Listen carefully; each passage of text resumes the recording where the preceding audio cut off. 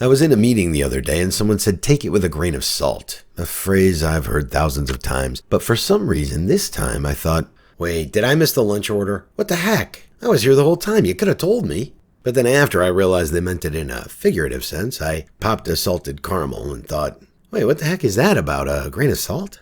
Thinking it over, and more than a little glad I hadn't missed lunch. It's Taco Freaking Tuesday after all. The only logical explanation I could come up with is that a little salt might make something that goes down hard. In the gutter.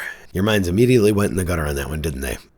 Anyway, a little salt might make something that tastes off. Tastes better enough that you could swallow it. Hopeless.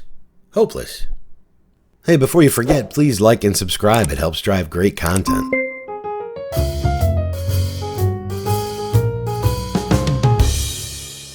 Anyway, looking into it, I found that it all comes from the Latin phrase cum grano salis. Forgive my Latin, it's a bit rusty, but literally with a grain of salt.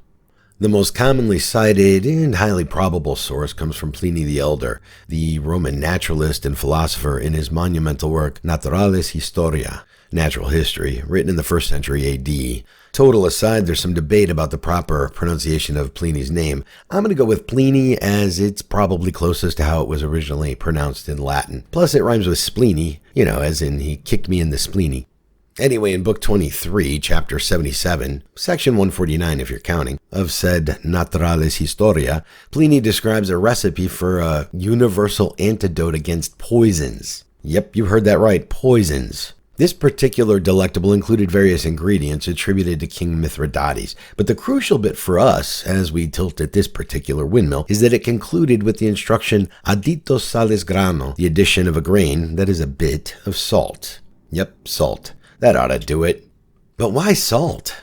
Well, salt was widely believed in ancient times to have purifying, preservative, and even medicinal properties. So, unlike my salted caramel yum bomb, it likely had nothing to do with taste. Although in my humble online review of this product, I give it 4 stars, would definitely buy again. Goes down a treat. Disclaimer. Keep in mind that while generally attributed to Pliny, the phrase cum grano salis, as billboard-worthy as that is, was not his and itself probably got streamlined during the Renaissance-ish, while the figurative meaning to treat something with skepticism didn't come till centuries later, with early English usage appearing in the 17th century and becoming more common in the 20th. Americans were a skeptical bunch. Well, until recently. Now, as to how well this little elixir alleviates a love nip from a venomous viper, well, I'll leave that to you to find out. Let's just say maybe take the promise of a cure for poisons with a grain of salt. Peace out, my Tangeroonies.